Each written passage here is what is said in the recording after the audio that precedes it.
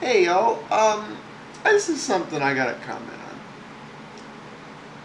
Basically, the iPad got torpedoed today by AT&T. Um, this is nothing to do with Apple, but the iPad has been torpedoed. For those of you who don't know, you know, one of the big selling points of the iPad was that for $30 you could have unlimited anywhere there's a cell phone tower data. As of today, that is no longer possible. You have to buy data the same way you do on the iPhone. It's going to be $25 a month for 2 gigabytes worth of data. So $12.50 a gigabyte. And then $10 for every gigabyte after. That's the cheapest you can get data now. Now, AT&T claims in this that, oh, the average person's only using 200 megabytes of data, which is why we have this $15 a month 200 megabyte plan that is $15 extra per month for every 200 megabytes. I don't know who they're talking about. With all the restrictions and all the apps that say, oh, this app only works on Wi-Fi, and this app can't do this, and no, you have to be on Wi-Fi to use this data, and yada yada and so forth, which are getting a little lapser on the iPhone platform, but there's still a lot of apps that just refuse to work on the cell phone data.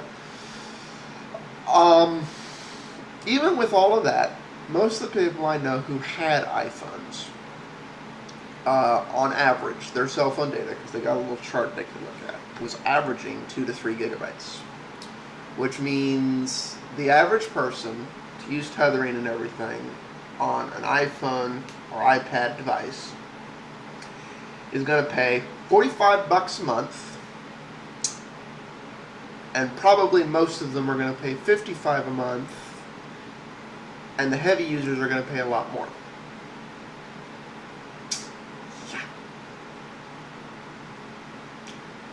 That's insane. It's clear these people don't get it and they don't want you to pay data. But whether you love or hate the iPad, here's my real question for you. Unless you're going to be a crazy person and go spend the few $100 to $1,000, depending on your geographical radius, it takes to build your own private 5-mile or 10-mile or whatever Wi-Fi network, you're pretty much dependent on the cell phone network a lot of the time. How useful is that device when you can only use 2 gig and it's $10 for every gigabyte? I mean, even amazingly compressed, a movie is somewhere between 250 megabytes to just over a gig. Depending on the size of the movie and the quality of the movie. So that means a movie now costs you whatever it costs you to rent it. As like each Netflix movie is going to cost you $250 per watch. That's a fair assessment. Like that's the Blockbuster days again. The whole point of having a Netflix account is, okay, I just rent all the movies and they're all online and yada yada and so forth, and that was supposed to be compatible with the iPad, right? Well, now it's $250 a movie.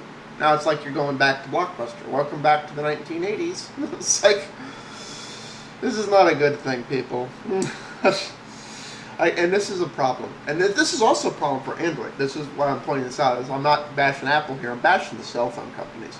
This is why I'm scared to death that Google, this is one thing I think Google's fucking up on. Google needs to make damn sure before they discontinue the Nexus 1 line that there are retail stores selling full-priced, unlocked phones that are official Google phones. Even if they're not going to sell well, even if they're not going to sell, it will keep the cell phone carriers from having a monopoly on what features wind up being in the public version of Android, what firmware restrictions are added on by manufacturers or carriers and so on and so forth. Because if they have to compete with a free and open thing, Android will never become as locked down as the iPhone.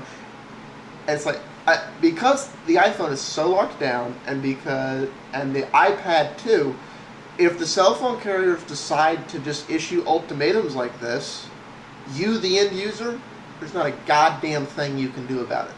No civil disobedience, no nothing, no, you're just screwed. There are ways around it on an open platform, and if there's enough people going around it, it's one of those things, whether you're in a gray area of a law or not, it's just they can't enforce it. So to compete, they have to be, all right, we acknowledge that our cost to provide data is largely fixed. And now I realize they cannot deliver unlimited data, and the more users, the slower the speeds, and yada yada and so forth.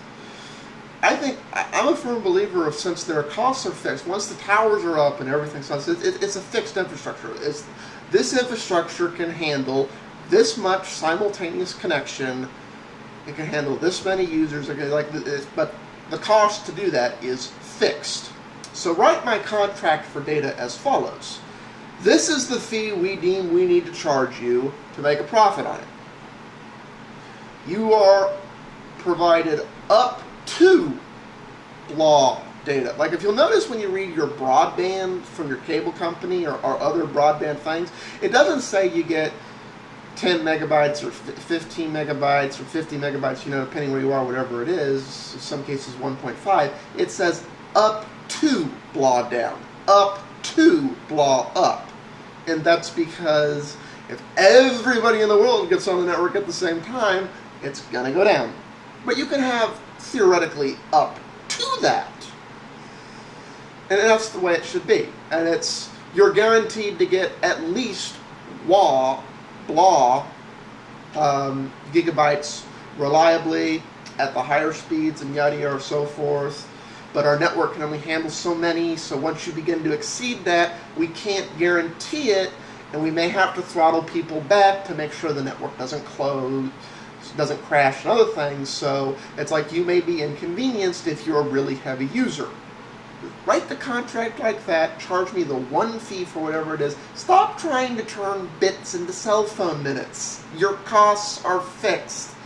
We're not paying for it. We're not falling for this, oh, we have to jump through this 50 billion hoop thing, because it's not. Your costs are fixed.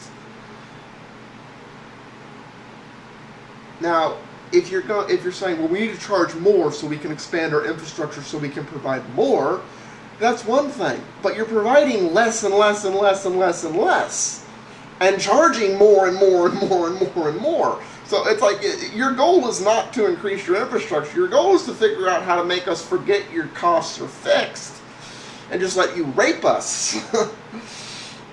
And no matter what side of the Mac versus PC and Apple versus everyone else debate and Android side and everything else you're on, I think we can all grow up and agree for a moment, no, we're not standing for it, cell phone companies. As a matter of fact, I'm seriously considering turning off all my AT&T accounts. I'm thinking about it. So for those of you who don't know, I have a few. I'm thinking about it. Because there's been others that have been poaching for it for a while. That's my thoughts on that. Peace out all. And as much as I hate Apple, I'm sorry for all you Apple people who want to buy iPads. Because those of you who didn't already buy them and who aren't grandfathered in or didn't buy the unlimited data, we're just trying it out with the other one to decide if you want it, if you were going to use it enough to need the unlimited data, you're just screwed. You basically have a shiny brick that can only be used where you have Wi-Fi access. I'm sorry for you. I am. Because I know you spent a good chunk of money on it. Peace out all.